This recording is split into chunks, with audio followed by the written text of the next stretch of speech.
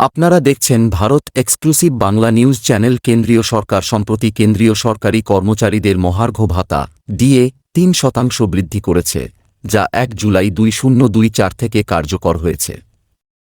এই বৃদ্ধির ফলে ডিএ ৫.০% থেকে বেড়ে ৫.৩% পৌঁছেছে।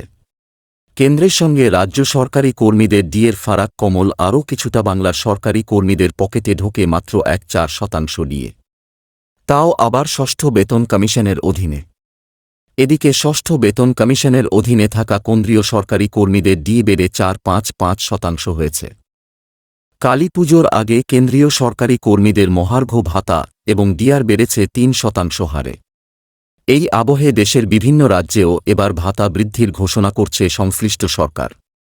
সেই পথে হেঁটেই প্রায় ২.৫ লক্ষ কর্মচারী এবং পেনশনভোগীদের জন্য ৫% মহার্ঘ ভাতা।